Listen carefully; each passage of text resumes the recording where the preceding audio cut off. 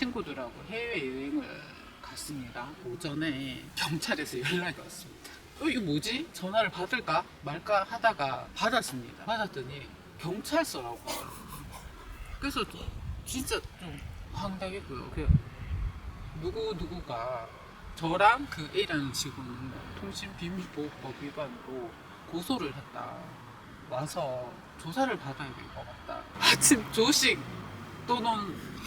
떴는데 하나도 못 먹었을 거예요. 진짜 밥맛이 툭 떨어졌거든요. 제가 그 공간 안에 같이 있었다. 제 목소리로 그 녹음한 내용이 들어가 있는데 그래도 통신비밀보호법 위반이냐 하니까 그때 이제 훈변한테 물어봤습니다. 제가 훈변한테도 물어봤습니다. 그 와중에 이제 다시 훈변한테 또 연락을 했습니다. 경찰하고 통화하기 전에 훈변이랑 통화를 했습니다. 그러고 나서는 제가 또 훈변한테 또 물어봤습니다. 제가 사실 훈변을 좀 많이 귀찮게 했습니다. 또 물어봤습니다. 검찰로 송치가 되고 나서 훈변한테 얘기를 하니까 훈변이 본인이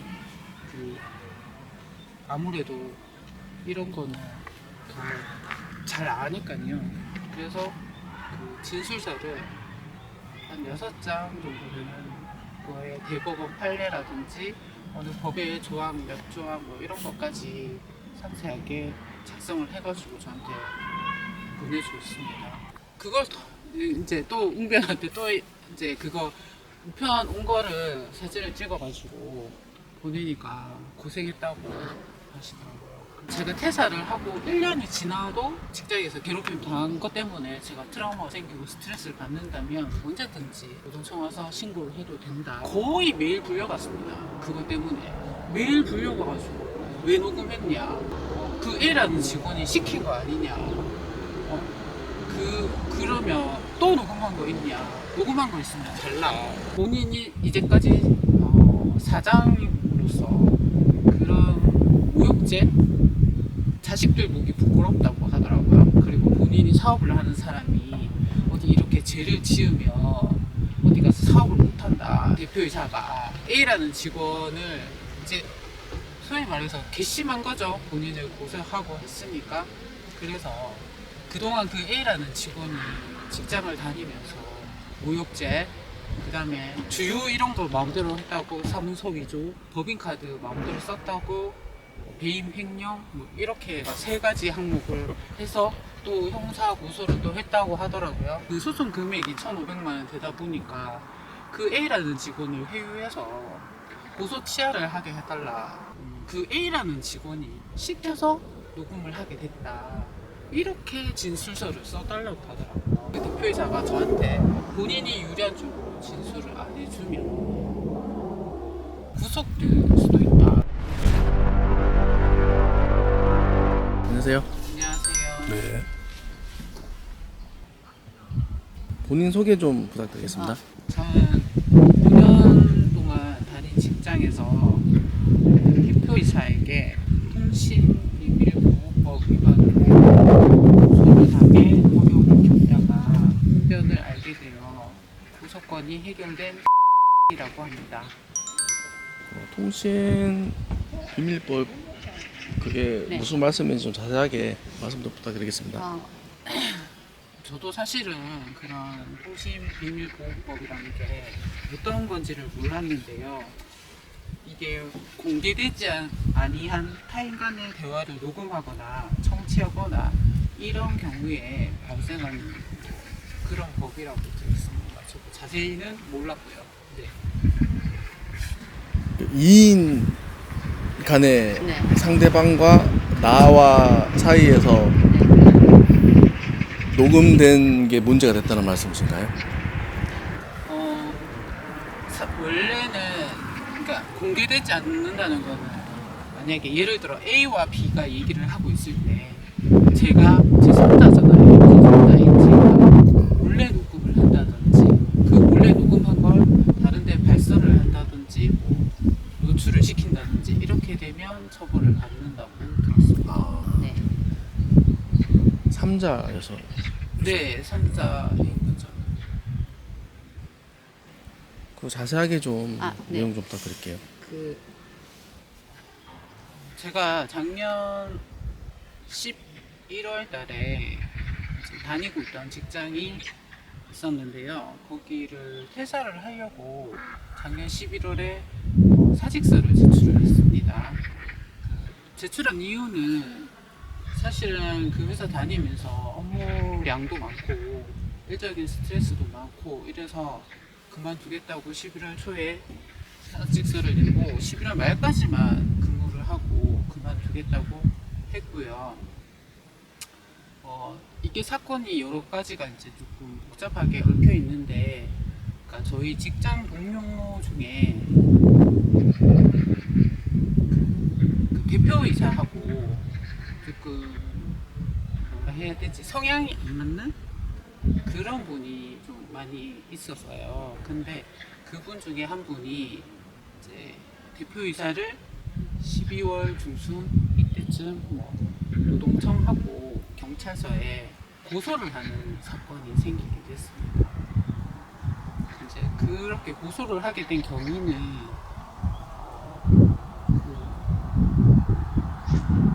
본인 사건하고 무관하게 다른 아니요, 이게 다 연결이 돼 있어가지고 방금 말씀하신 거는 이 사건 터지기 전에 그렇죠. 있었던 일이 예, 말씀하시는 거죠? 예. 그래서 그 보통 저희 그 회사 다니던 회사의 대표이사가 그러니까 언행이 조금 거칠고 폭언도 많고 직원들한테 항상 뭐 큰 소리를 내고 이런 경우가 많았고요. 그러다 보니까 저랑 같이 일하던 동료 중에 바로 제 옆자리에 근무하던 동료가 그 대표이사한테 작년 3월쯤 돼서 거의 폭언을 들었습니다. 뭐 진짜 소위 말하는 10원짜리 욕을 진짜 얼굴 앞면에 대고 욕을 먹었습니다. 그래서 그 친구가 계속 그걸로 인한 트라우마도 많이 생기고 스트레스도 받다 보니까 그 직원이 이제 그만두게 됐습니다. 4월달, 그러니까 몇 월달 돼서 그만두게 됐습니다. 그러다 보니까 제가 그런 광경을 보고 그 당사자가 제가 될 수도 있다.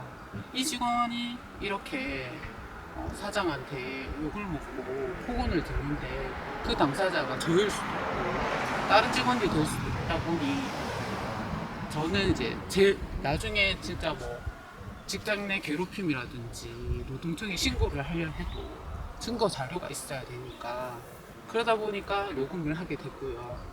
녹음을 횟수가 그렇게 많지는 않고요.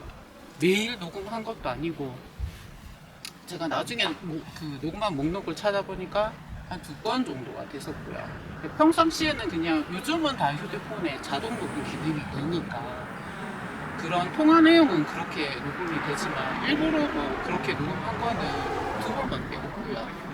그게 이제 뭐 일이 많다 보니까 매번 녹음을 할 수 있는 건 아니고 이제 우연찮게 녹음이 된 게 이제 2건이 된 거죠. 그랬는데 그게 이제 11월 말일 날짜로 녹음된 게 한 개가 있고요. 11월 2022년 22년이죠. 작년 11월 말일 날짜로 녹음된 게 하나가 있고 22년 12월 중순 날짜로 녹음이 된 게 그렇게 2건이 있었어요. 그런데 이제 그 사건이 터진 거는 12월 말일에, 그러니까 12월 중순에 그날 이제 대표이사가 아침에 출근을 해서 이제 그 A라는 직원에게 어떤 업무 진행이 잘 되고 있냐, 이거 오늘까지 해야 되는데 이거 오늘까지 다 했냐, 그러니까 그 직원이 그게 기간이 있었냐, 저는 오늘 당장 해야 되는 건지 몰랐다. 그러니까 그때 좀 언성이 높아졌습니다. 대표이사가 왜 시키는 일을 제대로 안 하냐. 그래서 이제 그 A라는 직원은 자기는 이거를 업무 지시 받은 거는 기한이 없었고 따로 급하다는 얘기를 안 들었기 때문에 시간이 있는 줄 알고 있었다, 이렇게 얘기를 했고요. 대표이사는 그게 아니다, 사장이 시키면 바로바로 일 처리를 해야지 왜 이렇게 굶드냐. 그러다 보니까 이제 둘 사이 언쟁이 생겼고요. 언쟁이 생기다가 좀 격해져서 회사 밖에 나가서 이제 뭐 소리도 지르고 뭐 이런 상황이 발생을 했습니다. 이제 그러다 보니까 A라는 직원은 본인이 그동안 스트레스 받은 거를 이참에 이제 그만둬야 되겠다. 이렇게는 일을 못 하겠다 하면서 이제 직원들끼리, 사무실 직원들끼리 하는 단체 톡방이 있습니다. 카톡방이 있는데 거기다가 혹시 우리 사무실에서 녹음된 거 있으면 본인한테 좀 달라. 자기는 이렇게는 너무 억울해서 못 참겠다. 노동청에 신고할 거다. 직장 내 괴롭힘으로. 그래서 이제 다른 직원들도 찾아보니까 없어요. 그러고 저는 그때 이제 두 건이 있었으니까 그 두 건을 그 카톡으로, 개인 카톡으로 전달을 했습니다. 이제 그러고 나서는 그게 그 직원 말로는 A라는 직원이 내가 여러분들한테, 다른 직원들한테 피해는 안 준다, 그런 거 걱정하지 말아라, 이렇게 하고, 근데 그 길로 이제 노동청 가고 경찰서 가고 이렇게 해서 신고가 된 거죠. 근데 이제 노동청에는 직장 내 괴롭힘으로 대표이사를 신고를 했고요. 경찰서에는 그 녹음된 내용 중에 11월 말일에 녹음된 내용 중에 대표이사가 다른 직원들을 불러놓고 그 A라는 직원을 험담, 욕설을 한 게 있었나 봐요. 그래서 그걸 A라는 당사자가 들으니까 기분이 나쁘겠죠. 그래서 경찰에 가서 모욕죄로 고소를 해버리거든요. 그러면 경찰서랑 노동청이랑 고소가 두 건이 된 거죠. 그래서 그렇게 하고 그 직원은 자기는 이제 더 이상 일을 못하겠다 하고 12월 한 25일? 30일? 그 날짜로 퇴사를 했습니다. 퇴사를 하고 저도 어쨌든 11월 달에 사직서를 내고 11월 말까지 일을 하고 그만둔다 했는데 회사에서 계속 잡아가지고 저는 사실은 1월 말까지 근무를 하고 퇴사를 했고요. 그 중간에 이제 그 노동청에 직장 내 괴롭힘 신고를 당하니까 노동청에 조사를 받으러 가야 되지 않습니까? 그래가지고 대표이사가 12월 31일 날 그 노동청 가서 조사를 4시간을 받고, 저희가 원래 퇴근이 6시인데 6시에 다 직원들을 소집을 하더라고요. 이제 거기 들어가 있는 자료들이 제가 녹음한 거, 그 다음에 다른 직원들의 그런 진술서, 그 다음에 그 A라는 직원도 자기도 녹음한 거, 이런 것들이 들어가다 보니까 그 노동청 가서 조사를 받아놓고 온 거죠. 오자마자 직원들을 다 모아놓고 누가 녹음을 했냐, 왜 녹음을 했냐, 이렇게 얘기를 하더라고요. 그래서 저는 어차피 그 사무실 직원들 해봤자 몇 명 되지도 않는데 제가 거짓말을 한다고 해서 그게 달라질 것도 아니고, 그래서 제가 했습니다. 공개 석상에서 얘기했습니다. 그러니까 이제 대표이사가 좀 놀래더라고요. 제가 그럴 줄 몰랐다, 왜 그런 짓을 했냐 하더라고요. 그래서 작년 초에 그런 일이 있지 않았냐, 어떤 직원이 그만두고 사장님이 그 직원한테 얼굴 면전화 대고 욕하지 않았냐, 그거는 엄연히 직장 내 괴롭힘이고, 그래서 그 당사자가 제가 될 수도 있고 다른 직원이 될 수도 있고, 그래서 녹음하게 됐다 얘기를 했습니다. 그러니까 그거는 본인이 욕한 거는 그 사람한테 욕한 게 아니다, 그 사람한테 욕을 한 게 아니고 그 직원이 일을 똑바로 못하기 때문에 자기가 화가 나서 그랬지, 그 사람한테 악의가 있어서 그런 건 아니다, 이렇게 얘기를 하더라고요. 그러고 나서는 일단은 제가 녹음했다고 시인은 했습니다. 어차피 나중에 다 알게 될 거니까. 그랬는데 거의 매일 불려갔습니다. 그것 때문에 매일 불려가가지고 왜 녹음했냐, 그 A라는 직원이 시킨 거 아니냐. 그러면 또 녹음한 거 있냐. 녹음한 거 있으면 달라. 근데 사실은 제가 그 A라는 직원한테 그 녹음 파일 2개를 카톡으로 전송을 하고 저도 그 목록에서 삭제를 했고요. 그 다음에 카톡방에서도 삭제를 했습니다. 그래서 없죠, 저는.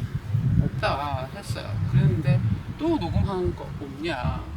그리고 지금 내가 말하는 것도 녹음하는 거 아니냐. 이렇게 얘기를 하더라고요. 그래서 아니라고. 그래서 제가 이제 녹음할 거면 대놓고 녹음하겠습니다. 이 말 하고 녹음할게요. 그 말도 했습니다. 그러고 나서 저는 도저히 이 회사에 그 전부터 일을 하기 싫어가지고 사직서를 낸 케이스인데 더 일을 하기 싫었습니다. 이런 것 때문에 계속 불려가는 것도 싫고 그래서 그러면 저는 그냥 1월 말까지 근무하고 퇴사를 하겠다 의사 표현을 하고 그만뒀습니다.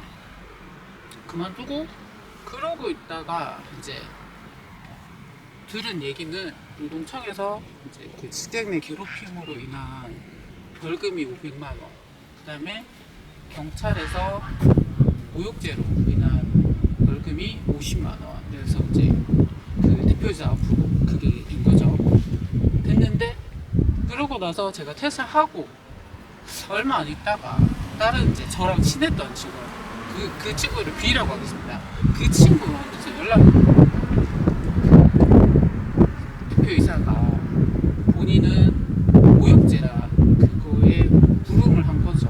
그래서 정식 재판 청구를 했대요. 해서 그 정식 재판이 열릴 건데 그거에 본인이 그러니까 고소인이죠. 그 대표이사가 유리한 쪽으로 진술을 해줄 수 있냐 얘기를 하더라고요. 그래서 그 대표이사가 유리한 쪽으로 진술을 해달라는 게 어떤 거냐 물어보니까 그 A라는 직원이 시켜서 녹음을 하게 됐다. 이렇게 진술서를 써달라고 하더라고요. 그래서 근데 그거는 사실은 그렇게 하면 할 수 없는 거죠. 제가 어쨌든 위증을 하는 거예요. 그래서 그렇게는 못하겠다 하니까 계속 연락이 오는 겁니다. 다른 그 B라는 직원을 통해서 계속 연락이 와서 알아보니까 내가 저한테 그러니까 그 대표이사가 저한테 피해는 주기 싫다. 피해는 주기 싫은데 본인이 유리한 쪽으로 진술을 안 해주면 벌금형을 맞을 것이다. 그 통신비밀보호법 위반이다. 그 녹음한 거를 전달하는 것 자체가 위법이다. 그래서 벌금형을 맞을 거다. 협박을 했네. 예, 그렇죠. 그러니까 그걸 본인이 직접 저한테 얘기한 게 아니라 다른 직원을 시켜가지고 그 얘기가 계속 저한테 이제 전달이 되는 거죠. 그러면서 어디 행정사가 그랬다. 행정사가 구속될 수도 있다. 그렇게 얘기를 그걸 저한테 계속 다 전달을 하더라고요. 그래서 그러니까 이제 본인을 유리한 쪽으로 진술서를 적어달라 이런 거죠. 그래서 면담을 했습니다. 그 대표이사랑. 그래서 만나서요? 예. 회사로 찾아갔습니다. 가서 얘기를 했습니다. 근데 잠깐만 한 네. 가지 궁금한 게 대표사는 그런 얘기 해달라고 한 이유가 있을 거 아니에요? 본인이 생각하는 거는 그 모욕죄의 그 벌금, 그러니까 본인이 이제까지 사장으로서 그런 모욕죄, 자식들 보기 부끄럽다고 하더라고요. 그리고 본인이 사업을 하는 사람이 어디 이렇게 죄를 지으면 어디 가서 사업을 못한다 이렇게 얘기를 하더라고요. 그래서 본인은 나는 누구를 그렇게 욕하지 않았다. 근데 그걸 다 들은 게 있고 녹음한 그 내용이 있는데도 불구하고 본인은 그럴 수밖에 없었다. 내가 화가 나서 욱해서 한 거지 진짜로 걔를 욕하지 않았다고 얘기를 하더라고요. 그러니까 그렇게 말씀을 해주면 네. 그 사람은 뭐가 바뀌냐는 거죠. 뭐 항소를 해서 뭔가 그쵸. 벌금형을 감면을 할 거죠. 감면이 아니고 아예 없는 걸로. 네네네. 죄를 없애려는 거죠. 그렇죠. 근데 근데 그게 그렇게 한다고 없어지나요? 그래서 제가 그때도 궁금해서 그때 이제 훈련한테 물어봤습니다. 이 모욕죄라는 게 도대체 뭐냐. 그 대표이사는 자꾸 그 모욕죄를 제가 그 녹음한 그것 때문에 모욕죄가 성립이 됐다 이렇게 얘기를 하는데 그 모욕죄라는 게 도대체 뭐냐 하니까 훈련이 모욕죄라는 거는 예를 들어 제가 제 친구랑 다른 사람을 욕했어요. 근데 그 얘기가 흘러 들어가지고 그 사람한테 들어갔어요. 당사자한테. 당사자가 귀에 들어갔잖아요. 당사자가 기분이 나빠요. 그러면 경찰에 가서 고소를 하면 그게 모욕죄가 성립이 된대요. 증거 자료가 필요 없고 누가 내 욕을 하더라. 그거 하나만으로도 모욕죄가 성립이 된대요. 대신 제가 그 녹음한 파일은 말 그대로 그거를 증빙할 수 있는 증거 자료일 뿐이지 그건 아니라고. 그렇게 누구를 욕한 것만 해도 모욕죄가 성립이 됩니다. 직접 듣지 않아도 네, 직접 듣지 않아도 전해 들어도 그렇다고요? 네, 그렇다고 하더라고요. 그래서 뭐 그것도 뭐 그때 이제 알게 됐죠. 그런 게 있다. 근데 자꾸 저한테 네가 녹음한 것 때문에 녹음한 파일 때문에 그게 경찰에 들어갔기 때문에 제가 이렇게 나왔다. 그러니 니는 그 지한테 유리하게 진술서를 적어달라. A라는 직원이 시켜서 어쩔 수 없이 그러니까 직급의 차이가 있다 보니까 회사는 제가 먼저 들어갔지만 그 사람은 경력직이다 보니까 직급이 높고 제가 직급이 낮다 보니까 걔가 시키는 걸 할 수밖에 없었다 이렇게 진술을 하라고 하더라고요. 그래서 저는 그렇게는 못하겠다. 그러면 제가 위증이 되는 거고 그리고 제가 그렇게 진술했을 때 그 A라는 직원은 또 가만히 있겠냐고 그렇게 이제 됐고요. 그 녹음의 내용은 사실은 제가 녹음을 했지만 그걸 사실은 들을 시간이 없었습니다. 그 나중에 그 녹음 내용을 들어보면 그날의 상황이 그 11월 말에 있었던 상황이 아침에 와서 대표자가 그 A라는 직원을 찾았는데 없었습니다. 그 사람이 그 전날 자기 장인어른이 많이 편찮으셔서 입원을 시켜야 된다고 아침에 출근을 늦게 하겠다고 이렇게 다른 상무님한테 얘기를 하고 아침에 출근이 늦다 이렇게 얘기를 하고 본인이 아침에 출근을 안 한 거죠. 그러고 출근 안 했는데 사장이 아침에 8시 반에 출근을 해서 사무실 직원들을 한 4-5명 정도를 다 불러본 거예요. 그리고 이제 저희는 회사 업무 특성상 전화가 진짜 많이 오거든요. 그래서 전화 받을 사람이 필요하고 그 모이는 장소가 따로 이렇게 공간이 안쪽에도 사무실 그 회의실이 있고 바깥쪽에는 출입문이 있으면 출입문 바로 앞에 공용 테이블이 있습니다. 의자가 한 4-5개 정도 되는 그 공용 테이블이 있고 그 다음에 제 자리가 있는데 이제 거리가 한 1m 정도밖에 안 돼요. 그래서 제가 제 자리에 앉아 있어도 그 사람들이 얘기하는 걸 다 들을 수가 있습니다. 그랬는데 저한테는 전화 받으면서 대표이사가 하는 얘기를 들어라 이렇게 지시를 하고 다른 직원들을 모아놓고 이제 어제 일 처리 시킨 거 그 A라는 직원이 안 했다. 왜 안 하고 가버렸냐. 그래서 그 A라는 그 직원이 일 처리를 제대로 안 했기 때문에 지금 어떤 거래처 회사가 이제 뭐 아침부터 업무가 안 된다. 그러다 보면서 그게 한 20분에서 한 30분 정도 그 직원에 대해서 험담을 하고 뭐 원성을 높이고 그 다음에 이제 중간중간 저한테도 뭐 어떤 내용을 질문을 하고 했습니다. 그 내용은 나중에 들어보니까 그런 내용이었고 그것 때문에 이제 제가 운전한테도 물어봤습니다. 이런 상황이었고 제가 그 공간 안에 같이 있었다. 제 목소리도 그 녹음한 내용에 들어가 있는데 그래도 통신 비밀 보호법 위반이냐 하니까 그건 아니라고 하더라고요. 내가 몰래 녹음을 한 게 아니고 그리고 제 목소리가 또 들어가 있기 때문에 그건 아니라고 하더라고요. 그리고 계속 사장이 뭐 본인 동생 통해서 동생도 한번 저한테 전화가 왔었어요. 전화가 와가지고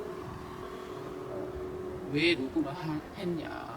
사장 동생이 내 뭔데? 동생이 회사에 그 관여를 하는 사람이었습니다. 그러니까 회사 법인이 몇 개 되다 보니까 그 법인에 관여를 하고 있다 보니까 그 동생도 회사를 자주 들락날락 하다 보니까 저를 알고요. 그래서 전화 와가지고 왜 뭐 녹음을 하게 됐냐. A라는 직원이랑 지금 저한테 공범이다. 공범이라서 둘이 벌금형 맞을 건데 그러지 말고 A라는 직원을 회유를 좀 해달라. 그리고 그 A라는 직원이 또 본인이 그 회사 그만두고 정신적인 피해를 본 거를 민사로도 소송을 건 게 있어요. 그러다 보니까 그 소송 금액이 1,500만 원 되다 보니까 그 A라는 직원을 회유해서 고소 취하를 하게 해달라.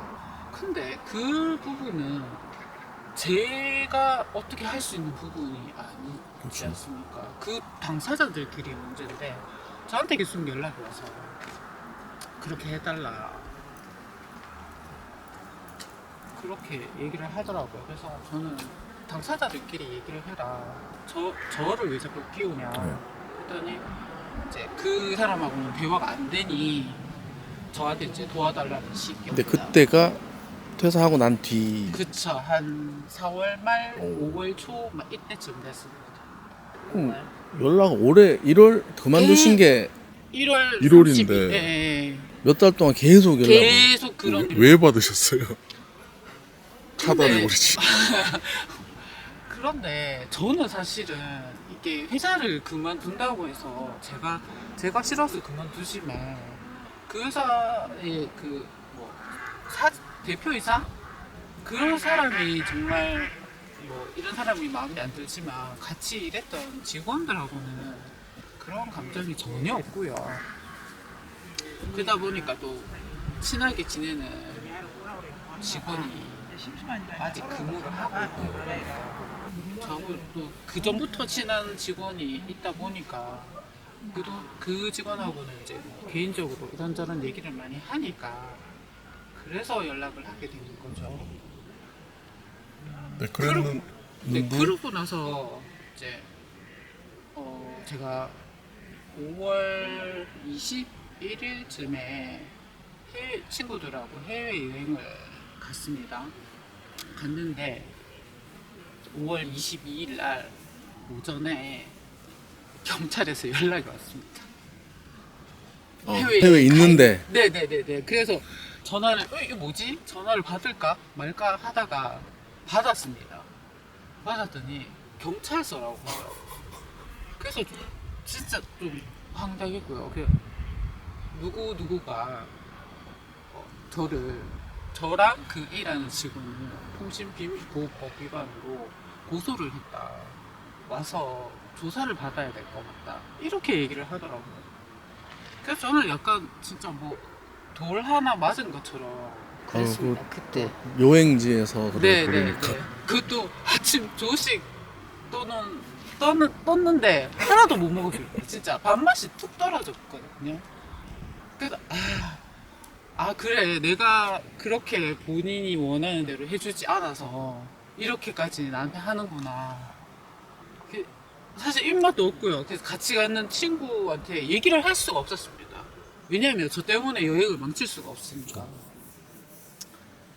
그래서 그 와중에 이제 다시 웅변한테도 연락을 했습니다. 카톡으로 이렇게 경찰에서 연락이 왔는데 내가 어떻게 해야 되냐. 그랬더니 웅변이 여행을 잘하고 와서 연락을 하라고 하더라고. 걱정하지 말고 경찰 조사 받는 거에 도움을 주겠다, 도와주겠다, 걱정하지 말고 여행 잘 하고 오라고 얘기를 하더라고요. 근데 뭐 여행이 잘 안 되죠. 그럴 수 있는 상황이 아니니까. 그래서 네. 들어오셔가지고 예, 경찰이 제가 5월 25일에 귀국이다 하니까 그러면 5월 26일에 전화를 다시 하시겠다고 해서 5월 26일에 이제 경찰하고 통화하기 전에 운변이랑 통화를 했습니다. 그랬더니 일단 그렇게 조사받으러 오라고 한다고 덥석 날짜 잡고 가면 안 된다. 뭔가의 준비를 해야 된다. 그래서 저도 몰랐죠. 경찰에서 저를 부른 게 살다가 처음이니까. 그래서 어떻게 해야 되냐 했더니 그 정보 공개 포털 사이트가 있다고 하더라고요. 거기에서 정보 공개 요청을 하면 그 고소인이 어떤 내용으로 고소를 한지를 확인이 된다. 그러면 그 고소한 내용을 확인을 하고 그거에 대한 경찰이 질문을 할 거니까 그거에 대한 답변서를 준비를 해서 날짜를 잡고 필요한 추가적으로 제가 경찰 조사에서 낼 수 있는 자료들을 좀 찾아서 가는 게 맞을 것 같다 이렇게 얘기를 하더라고요. 그래서 정보 공개 요청을 하고 해당 경찰서에서 전화가 왔었어요. 그 정보 공개 요청을 했냐 하길래 했다 하니까 이제 메일로 보내주더라고요. 그래서 그걸 출력을 해가지고 이제 확인을 해보니까 내용 자체가 이제 그 대표이사가 그 직원이랑 A라는 직원이랑 저를 공모해서 통신비밀보호법 위반이다. 그리고 그렇게 녹음한 게 회사 기밀 유출 이런 것까지 포함을 시켜서 처벌을 해달라 이런 내용이더라고요. 그래서 일단은 그 내용을 토대로 해서 진술서를 적어가지고 경찰하고 약속은 6월 2일에 그 조사를 받으러 가겠다 약속을 하고 그 전에 다 이제 준비를 하고 그러고 갔습니다. 가가지고 가니까 이제 그 경찰이 이제 그 고소한 사람이 누군지 아냐, 그 다음에 이런 내용이 맞냐, 그리고 본인이 그 녹음한 사실이 맞냐, 그 다음에 그런 내용들이 그 녹음한 파일 속에 본인 목소리가 들어간 게 있냐 하더라고요. 그래서 있다. 그랬더니 그 녹음된 파일이 한 30분 미만짜리인데 그걸 그 경찰이 다 들어볼 수 없으니 본인 목소리가 나오는 부분을 잘라서 몇 초부터 몇 초까지 본인 목소리가 나오니까 들어봐라. 본인은 누구 목소리인지 모르니까 그걸 좀 찾아서 다시 보내달라고 하더라고요. 그래서 알겠다고 하고 그거는 보내주고 그리고 이제 그 A라는 직원과 공무원 사실이 있냐 하길래 공모를 한 적은 없다. 그리고 회사 기밀을 유출할 생각으로 녹음을 했냐 이렇게 물어보시길래 회사 기밀을 유출을 할 거면 제가 퇴사하고 바로 같은 직종에 같은 그런 업계로 가서 근무를 해야 되는데 내가 지금 일을 못하고 있는 상황이다. 그러니까 그건 아니다 했죠. 그러니까 이 통신비밀보호법에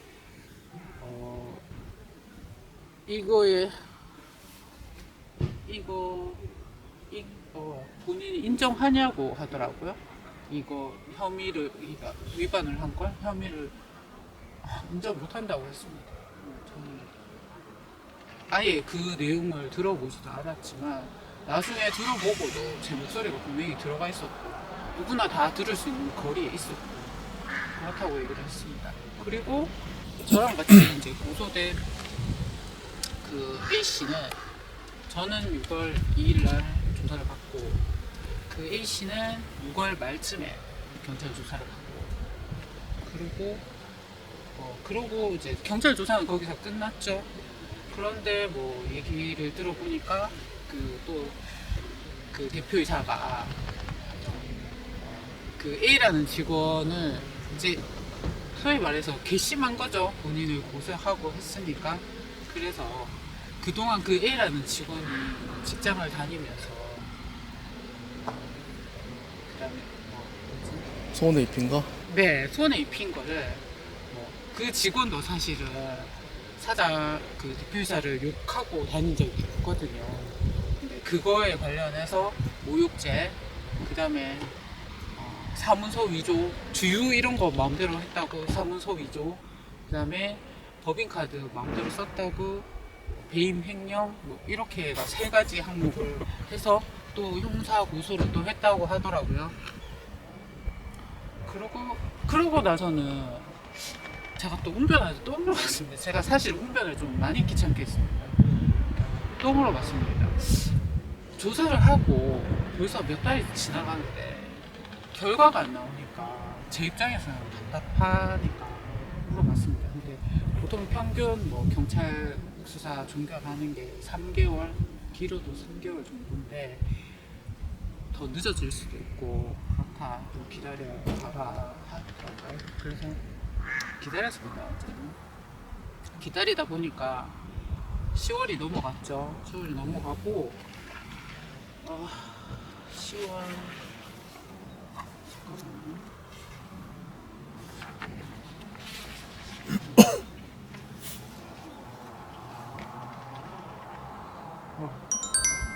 10월 7일에 문자가 왔습니다. 그 경찰에서 검찰로 일반 송치가 됐다고 문자가 왔습니다. 저는 그렇게 왔고요. 그 다른 직원은 A라는 직원은 경찰에서 불송치로 끝났고요. 왜 그래 됐죠? 그래서 또 오히려 그분이 더 뭔가 네. 거리를 찾으면 더 있지 않나요? 근데 실제로 녹음한 사람이 아, 저니까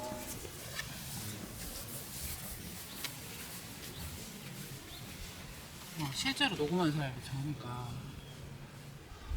그렇게 된 거죠. 그래서 이제 후배한테 물어보니까 검찰로 그러니까 뭐 경찰에서 본인들이 이게 죄가 있다 없다를 판단하기 어려우면 검찰로 넘긴다고 하더라고요. 그래서 검찰로 넘어간 상태였고 검찰에서 따로 연락이 올 거다. 추가 뭐 조사를 받으러 오라 하든지 아니면 검사가 보고 내용을 확인해보고 굳이 안 부르고 종결을 시킬 수도 있다고 하더라고요. 그래서 사실 바로 어떻게 될지는 아무도 모르는 거니까 그러고 있는데 그러면 잠깐만요. 네. 그러면 그 전화 오기 전까지 네. 웅변하고 한 거는 뭐 어떤 걸 한 거예요? 그리고 이제 그 전화 오기 전까지요? 그러니까 그 몇 개 조사 받기 전까지는 웅변이 기다려 네, 편하게 네. 여행 갔다 오라 했고 네. 갔다 와서 네. 조사 받기 전까지는 네. 뭐 뭔가 또 해줬을 거고 네네네 이렇게 답변을 어떻게 해야 된다. 네 이렇게 해줬고요. 해줬고 그러면 그 받고 난 뒤에 네. 에서부터 그 네. 전화 올 때까지는 네. 계속 기다리신 거잖아요. 예, 기다리면서 제가 그랬죠. 저도 사실은 그쪽에서 협박 아닌 협박을 받았고, 강요 아닌 강요를 받았고, 그러면 제가 할 수 있는 게 뭐냐. 그러니까 이제 만약에 뭐 진짜 상대방을 같이 맞고소를 하려면 강요죄, 그다음에 강요교사죄. 본인이 시켰으니까 직접적으로 하진 않았지만 시켰으니까 그게 해당이 된다. 그렇기 때문에 추가로 고소를 할 수 있다. 추가 고소는 아니죠. 제가 고소를 할 수 있다. 네, 그런 내용들이 있다 보니까 저도 뭐 카톡 내용이라든지 그 사장 동생이 저한테 전화한 녹취록이라든지 그것도 또 준비를 하고 만약을 대비해서 제가 그런 고소장 이런 걸 또 작성을 했고요.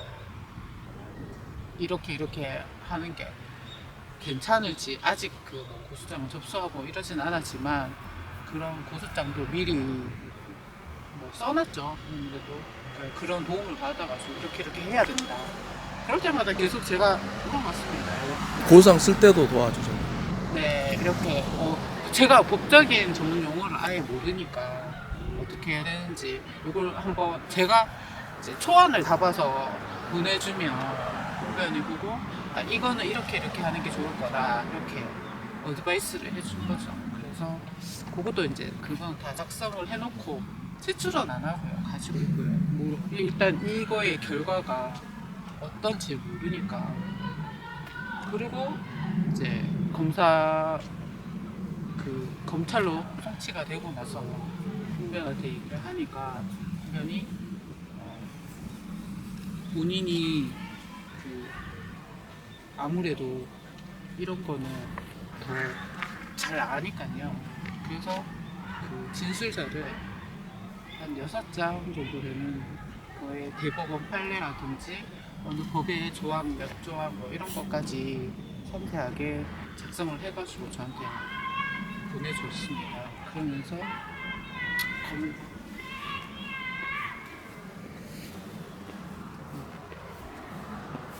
네, 보내줘서. 네, 보내줬고요. 제가 이제 그걸 확인을 하고 추가적인 어디 회사에서 누구 이런 거는 제가 다시 집어넣고요.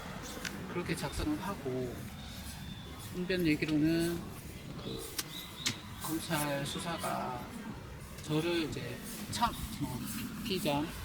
피의자를 부르지 않고 검사가 동결할 수도 있고 그다음에 불러서 조사를 할 수도 있다. 그래서 저는 이제 답답한 마음에 검사실로 전화를 한번 해봤습니다. 그러니까 아직 검토를 안 하고 있다. 그래서 조금 기다려야 될 것 같다. 그러면서 훈변이 얘기한 것처럼 그렇게 얘기하더라고요. 검사실 직원이. 검사님이 검토를 해보고 조사가 필요하면 올 것이고 필요 없으면 사건이 종결이 될 거다. 그렇게 얘기를 하더라고요. 그리고 한 일주일 정도를 기다렸습니다. 근데 너무 답답해서 왜냐면 이제 어떻게 될지 모르니까 그래서 또 훈련한테 또 물어봤습니다. 또 물어보니까 그러면 일단은 내가 그런 피해자의 입장이지만 이 사건에 내가 적극적으로 임하고 있다는 액션을 좀 취해라. 그래서 전화해서 내가 상황이 여의치 않다. 조사를 받고 싶다. 먼저 받고 싶다. 이렇게 얘기를 해보라고 하더라고요. 아니면 그 조사가 힘들면 진술서라도 낼 수 있냐 이렇게 여쭤보라고 하더라고요. 그래서 또 검사실로 한 일주일 뒤에 10월 한 17일 그때쯤 다시 전화를 했습니다. 그래서 제가 사실은 이런 것 때문에 일상생활이 전혀 안 되고 있다. 이게 조사를 언제 받을지 모르니 제가 이거 진술서를 작성한 게 있는데 이거라도 제출이 가능하냐 하니까 언제까지 제출할 수 있냐고 물어보더라고요. 그래서 그때가 화요일이었는데 이번 주까지는 제출을 하겠다 했어요. 그러니까 알겠다고 하더라고요. 민원실로 제출을 해달라고 하더라고요. 그래서 19일에 가서 민원실 가서 제출을 했습니다. 제출을 하고 24일 잠깐만요.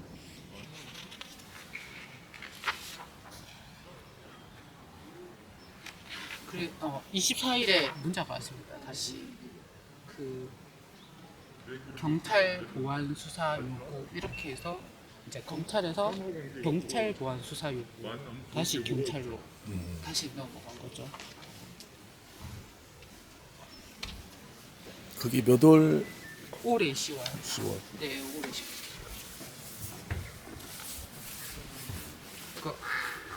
이렇게 문자를 받았습니다. 그래서 또 훈변한테 또 물어봤습니다.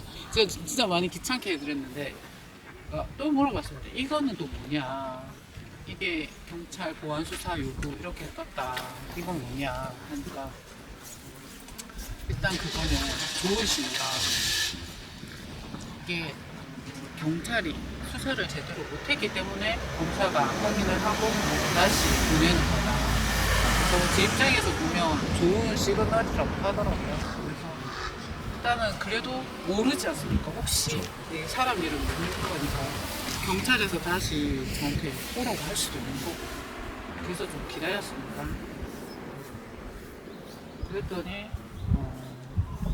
이제 그 수사 결정 통지서 그게 10월 27일 날짜로 작성이 돼서 제가 받아본 거는 11월 3일에 우편물을 받아봤습니다. 우편물 받아봤는데 거기에 보면 이제 불송치, 혐의 없음 이렇게 해가지고 네 사건이 끝났거든요. 그럼 경찰에서 그냥 바로 그냥 종결시켜버리는 거예요? 네네네. 이제 검찰로 넘어갔다가 다시 경찰에 이제 그렇게 끝났죠. 그래서 그거 그래도 그렇게 되고 나서 또 그걸 또 이제 또 웅변하게 또 이제 그거 우편 온 거를 사진을 찍어가지고 보내니까 고생했다고 하시더라고요. 그래서 그렇게 일단 거기까지 끝났고요. 그쪽 제가 생각했을 때는 그쪽 고소인이 워낙 저도 5년 정도로 같이 일을 해봤을 때 그 사람이 분명히 이렇게 결과가 나오면 이의 신청을 할 것 같고 또 어떤 액션을 취할지는 이의 신청을 하겠죠. 본인은 이 신청 기간은 어떻게 돼요? 이 신청 기간은 그거는 정확하게 잘 모르겠습니다. 근데 이게 바로 옹변 얘기로는 이게 경찰에서 불송치로 끝난 거랑 경찰에서 검찰로 갔다가 다시 경찰로 와서 불송치로 끝난 거는 조금 사안이 좀 다르다고 하더라고요. 그래서 그거 이의 신청을 받아줄지 안 받아줄지 그거는 안 받아줄 확률이 더 높다고는 하던데 그냥 아무도 모르는 일이니까 일단 거기까지 했어요. 고생하셨네요. 아, 그러면 이제 1년을 끈 거네요. 어떻게 보면 1년을 아무 일도 못하게 지금. 네. 저는 사실은 한 2월 때부터는 거의 뭐 일을 할 수가 없었고요. 일상생활도 거의 안 되고 거의 이거에 너무 운동신경이 가 있으니까 그렇죠. 그러면 A라는 분은 어떻게 지금 그 A라는 분도 아까 제가 말씀드렸듯이 모욕죄, 그다음에 사문서 위조, 그다음에 배임 횡령 이렇게 3가지 건이 형사 고소가 돼 있고요. 근데 그 A라는 분은 뭐 통신비밀보호법 그거는 경찰에서 불송치로 끝났고 그 얼마 전에 통화를 하니까 사무소 위조 이거는 불송치가 됐는데 나머지 모욕죄랑 그 2건은 검찰로 송치가 된다고 하더라고요. 근데 저한테 그러더라고요. 탄원서를 적어달라. A라는 분이요? A라는 분이 본인이 지금 이런 상황에 처해 있다 그런 얘기를 하더라고요. 그래서 제가 지금 내가 누구 때문에 이 피해를 보고 있는지 아냐. 본인이 그만두면서 다른 직원들한테 피해를 안 주겠다고 하지 않았냐. 근데 결과론적으로 제가 가장 피해를 많이 입었고 제가 제일 힘들었다. 근데 나한테 탄원서를 적어달라. 그거는 말이 안 되지 않냐. 그러니까 본인이 좀 그걸 도와달라고 할 만한 사람이 없다고 얘기를 하더라고요. 그래서 일단은 저는 일단 제 일만 해도 머리가 아프고 힘들고 이래서 그거는 잠시 생각을 안 하기로 했습니다. 그거는 이제 본인 일이니까 본인이 알아서 하면 해야죠. 잘하셨네. 그럼 그 대표는 또 뭐 아직 완전히 이제 끝난 상태는 그게 아니라서 아니죠. 또 그렇죠. 뭐 어떻게 그- 또 뭘 할지. 그 직원이랑 그 A라는 직원이랑 민사 그 정신적인 피해 보상 이것 때문에 소송이 걸려 있는데 1차까지 재판을 하고 2차는 밀어놨다고 하더라고요. 그 밀어놓은 이유가 이 통신비밀보호법 위반이다 하면 그걸 구실로 해서 본인이 더 유리한 쪽에 할 수 있는데 그게 지금 이렇게 이런 결과가 나오니까 어떤지 애매해졌네요. 네, 본인은 애매하겠죠.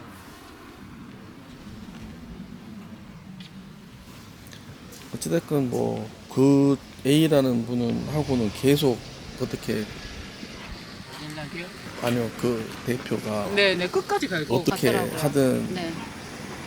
엿먹이고 끝내보겠다 뭐 이런 서로 그러고 그 노동청에 그 500만 원 네. 직장내 괴롭힘으로 벌금 500만 원 그거 된 게 있는데 그것도 항소를 해서 벌금이 500에서 400만 원으로 줄었다 하더라고요. 근데 그 400도 많다.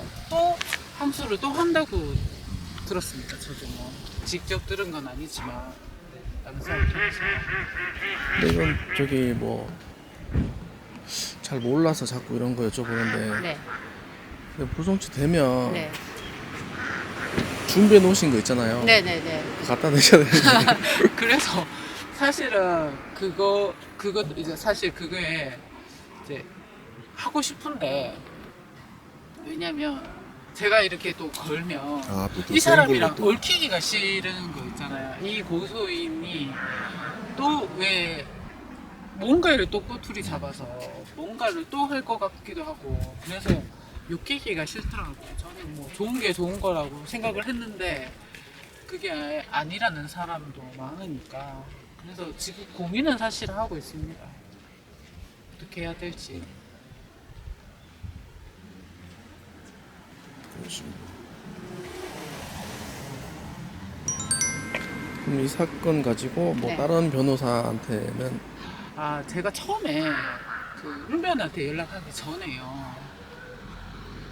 그 왜 인터넷에 찾아보면 법무법 유명한 법무법인들이 많지 않습니까? 그래서 좀 유명한 법무법인에 그 무료 상담을 해주는 게 있어갖고 메일을 보냈거든요. 네. 근데 답변이 안 오더라고요. 그래서 좀 사실 실망을 했고 그래서 그냥 제일 그래도 늘 언제 연락해도 늘 그 답변을 해주는 저한테도 그래서 훈변이 많이 도와줬습니다. 그래서 네. 그냥 그런 거는 못 하겠더라고요. 이메일 보내놓고 기다리는 거 아니에요. 마음 급한 사람은 못 하겠더라고요. 아직도 안 왔습니다. 네. 근데 아까 그 네. 약간 웃긴 게 네.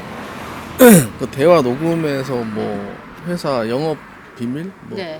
뭐 험담해놓고 무슨 네. 비밀 얘기를 그러니까 이제 웃기잖아요.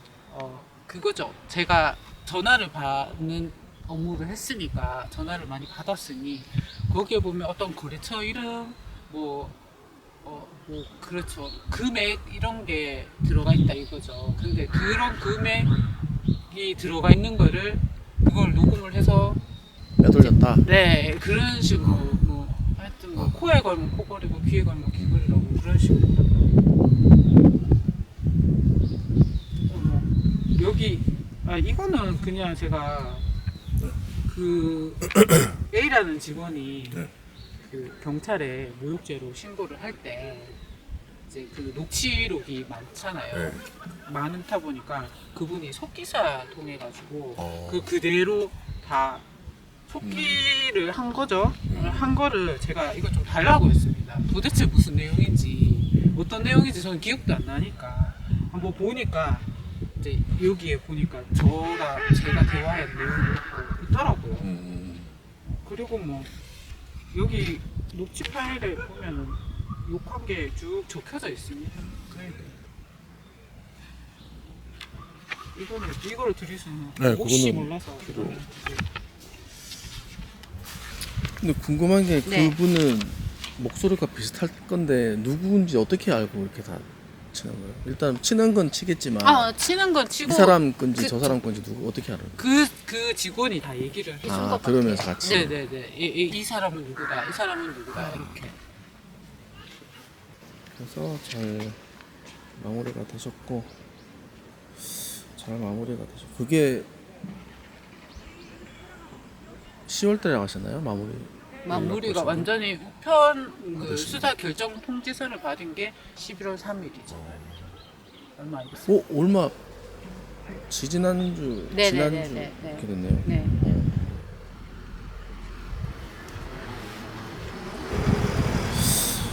그래서 뭐 이런 회사에서 이런 네. 식으로 하는 일은 되게 많을 것 같은데 네. 비슷한 피해 받으신 분들한테 네. 참고를 해주실 말씀. 아, 제가 이 사건 때문에 노동청에 직장인 괴롭힘 이런 것도 물어봤습니다. 혹시 퇴사하고 그 직장인 괴롭힘으로 신고를 할 수 있는 기한이 있냐 이렇게 여쭤보니까 기한이 없다고 하더라고요.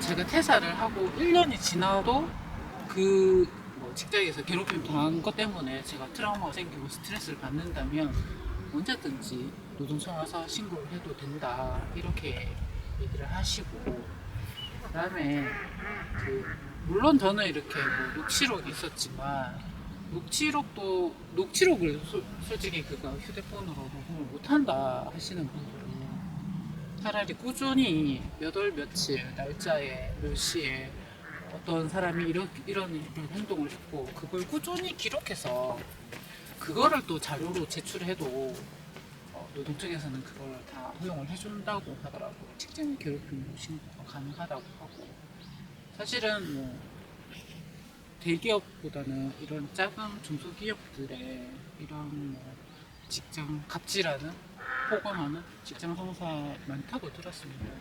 그래서 좀 피해를 안 보시려면 좀 뭔가를 법적으로 알면 좋기는 하겠지만 그 정도는 기본적으로 아시면 퇴사하고도 신고도 가능하고 하니까 그거는 참고로 좀 해주시면 좋을 것 같아요. 네.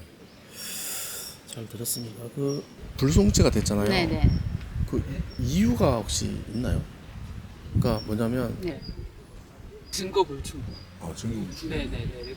그게 그런 사이트 형사 포털 그 사이트에서는 그냥 뭐 불송치 혐의 없음 이렇게 뜨는데 그 우편물에 보면은 이제 증거 불충 이렇게 해서.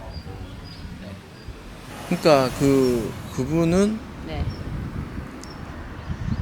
그 통신 비밀 보호법. 보호법 네. 위반으로 했는데 네. 그게 증거 불충분이 무슨 말씀인가요? 증거 불충분 홍변이 저거 좀 질술서에 보면 이거는 가천거리 누구나 다 들을 수 있는 거리다. 그냥 몰래 한 게 아니기 때문에 이제 그런 통신비밀보호법 이 아니다. 위반이 아니다. 아. 네, 그런 내용이 많았거든요. 웅변한테 하시고 싶은 말씀 있으신가요? 제가 사실 너무 귀찮게 해드린 게 있고요. 그래도 뭐 주말이나 뭐 좀 저녁 늦게 밤늦게 연락을 드려도 항상 답변을 해주셔서 저는 도움이 많이 됐고, 그 가족이나 뭐 친구나 친한 친구한테도 얘기 못한 거를 은근히 항상 도와주고 격려도 많이 해주고 해서 저는 진짜 고맙습니다.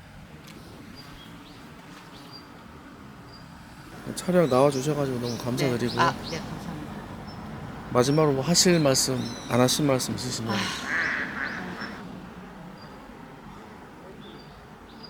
근데 저는 뭐 살면서 경찰서 가본 것도 처음이고, 뭐 제가 이런 거에 뭐 말 그대로 경찰 조사 받을 때 피의자 신분이 되다 보니까 내가 진짜 큰 범죄를 저지른 범죄자처럼 느껴지고 좀 자괴감도 사실 많이 들었고요. 그래서 법이라는 걸 알면 피해갈 수가 있는 건데 아예 너무 무지한 상태였다 보니까 혹시라도 진짜 이런 일 아니고도 뭐 사건 이런 것들이 많잖아요. 그런 거 생길 때 본인 혼자 해결하려고 하지 마시고 주변에 도움을 좀 받으시는 게 제일 좋을 거라고 생각을 합니다. 네 알겠습니다. 고생하셨습니다. 네, 고생하셨습니다. 감사합니다. 됐나요? 네 됐습니다. 잘하셨습니다.